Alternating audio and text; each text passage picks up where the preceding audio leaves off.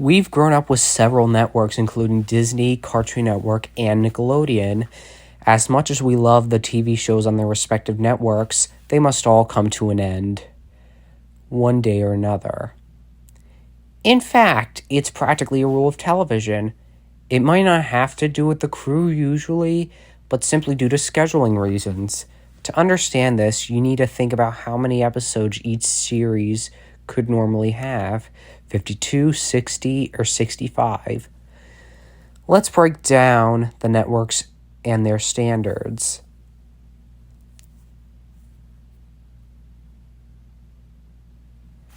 Starting us off is the most notorious of the limits. Disney Channel often cut their shows off after the 65th episode. This angered fans because, as good as the shows were, they came to an untimely end when they wanted the shows to last very long. Forever, even.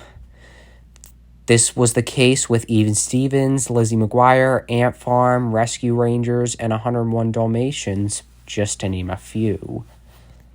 The reason for the specific number is that there is a scheduling method that they have. They basically need to play one episode of a show per weekday.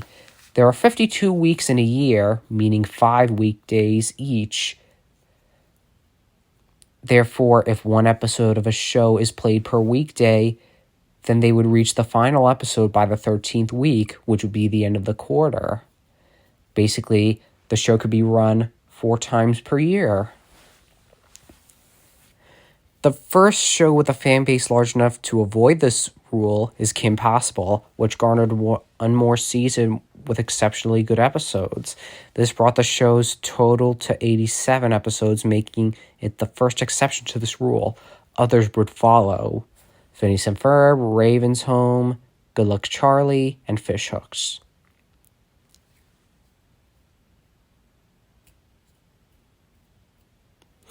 Nickelodeon has a similar limit to Disney, however, it's slightly shorter. I can presume this number is chosen because 60 is a round number. Yeah, 60 is Nickelodeon's limit. Some shows that lasted around this limit were Drake and Josh, Jimmy Neutron, Avatar: The Last Airbender, Tough Puppy, and Angry Beavers. A couple of times they would last 65 episodes, like Disney, which would be Kenan and Kel and Zoe 101. 2 other rare instances are when the final season order was doubled to reach 60 episodes, but then split into 2 seasons. Victorious would be the case on its 3rd production block, which was split into seasons 3 and 4, and True Jackson VP's 2nd production block to be split in seasons 2 and 3. In a very similar fashion to Disney, shows would break free from this rule if they were really popular. This was the case with many of them. Fairly Odd Parents after season 4, Hey Arnold after season 3, iCarly, which already had 70 episodes when finishing season 3, Henry Danger after the 3rd season, and of course, SpongeBob and the Loud House. Although, at times, it might not even be the fans that make the show popular, but simply the commercial success from it. Sadly, if the show isn't commercially successful due to ratings and whatnot, Nick cancels it quietly and moves the remaining episodes of the show to Nicktoons. It is a very infamous tactic by the network, and it killed otherwise authentic programs. But at least we got what we got.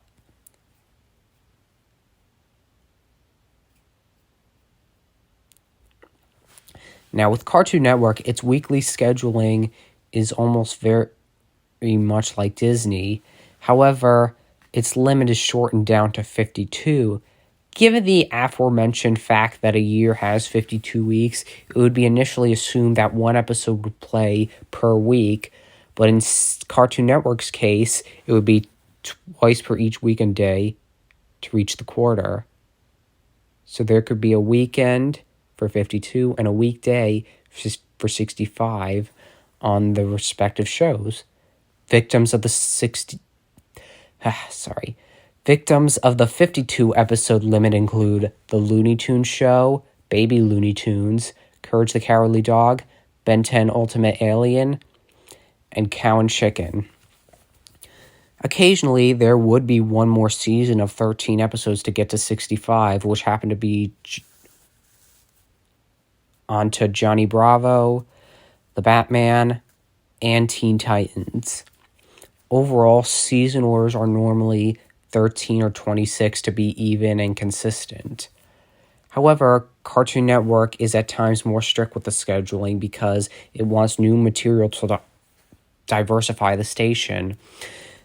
This is mainly the reason why Boomerang was made, being a second channel formerly to air reruns of their old stuff.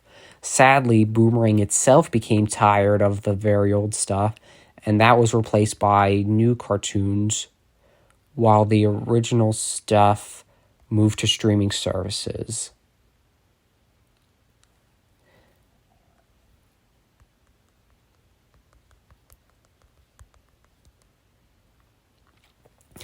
In the 80s, cartoons were being syndicated on local stations or ABC or NBC. The strict rule for episodes was indeed 65. Take the Snorks, for example. All syndicated cartoons were strictly limited to their longevity based on other cartoons waiting in TV schedules. Additionally, though, there were cartoons that were immensely successful such that they parted away from the specific limit. For instance, Fox's Tiny Toons had a season of 65 episodes. Popularity grew so much that it got another season, 13 episodes, then a VHS movie, then one more season, 20 episodes, and 2 TV specials, which would feature cameos by the Animaniacs. Speaking of whom, their cartoon exceeded the limit when it was moved from Fox Kids to the WB with its growing fan base, which was allegedly all adults. It was a double-edged sword because the next few seasons were exceptionally short. Ultimately, the show totaled 99 episodes, just one more than Tiny Toons, and concluded with its own straight-to-video movie. Its Pinky and the Brain spin-off also hit the limit, by the way. Cartoons like those may be limited, but if a fandom grows large enough, then it can last until everyone is burnt out on it.